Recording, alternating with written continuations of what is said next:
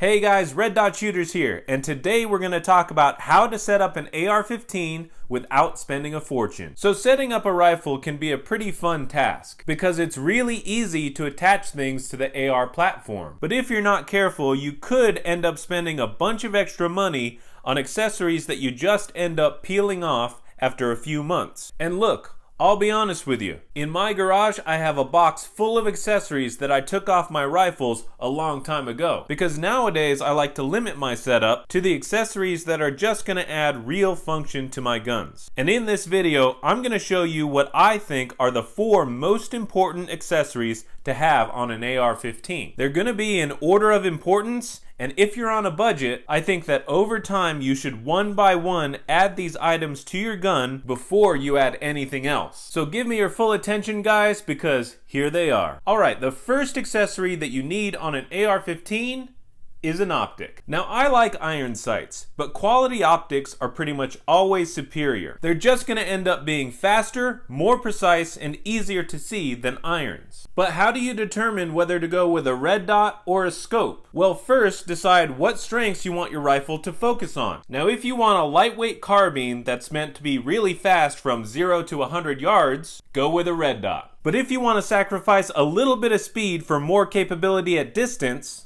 go with a scope. Either way, this is the first accessory you need to add on your rifle. And if you're looking for some help finding affordable optics that still offer high quality, this red dot is the Holosun HS503C. And this is the Primary Arms 1:6 scope. And I highly recommend you check these out. Links below if you're interested. The second accessory that you should have on your rifle is a set of backup iron sights. So look, any optic can end up failing you. And it's a comforting thing to have a set of iron sights to turn to. And even though earlier I described why optics are superior to irons, that doesn't mean they're useless or ineffective. So I do recommend having a set of lightweight and low profile flip-ups like these mag pulls. Now I do think that backup iron sights are more important if you're running a red dot rather than a scope. Red dots do rely on batteries to function, whereas a scope has an etched reticle. But as you can see, I still have them on this rifle because they don't really get in the way of anything,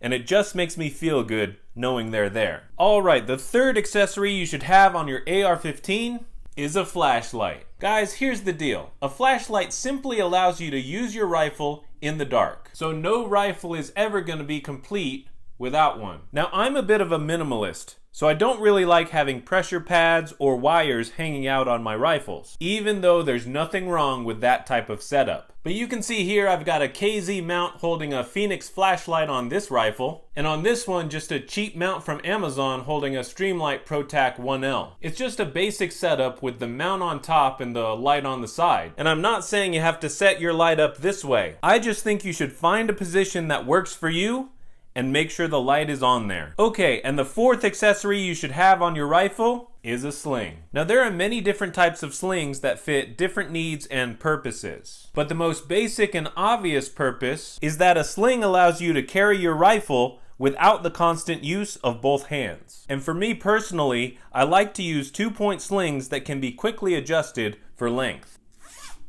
You can see I'm running a Magpul sling on this rifle and a Frank Proctor sling on this one. Both great slings if that's something you're looking for. So in the end, guys, even though I've got other accessories on this rifle, the Magpul grip, the BCM charging handle, the 4 accessories that I think you need to have are a scope or a red dot as an optic, backup iron sights in case something goes wrong, a flashlight for use in the night, and a sling to free up your hands. And that's it. Everything else from there is personal preference and extra. Now once you have your AR-15 set up, you need to make sure your accuracy is on point. The problem is, it's hard to find time to practice, and ammo can get pretty expensive. So if you're looking for a little bit of help with your accuracy, I have a free guide that shows you how to improve your shooting without leaving your home or spending a dime. It's an extremely simple exercise, and I use it myself to keep my fundamentals sharp. So to access that, just go below in the description and hit the link. Or type into your browser reddotShooters.com/trigger. Again, it's a very simple exercise, but it did help me improve, and it's 100% free. And as always, be sure to like, comment, share, and subscribe for more shooting tips and gear reviews.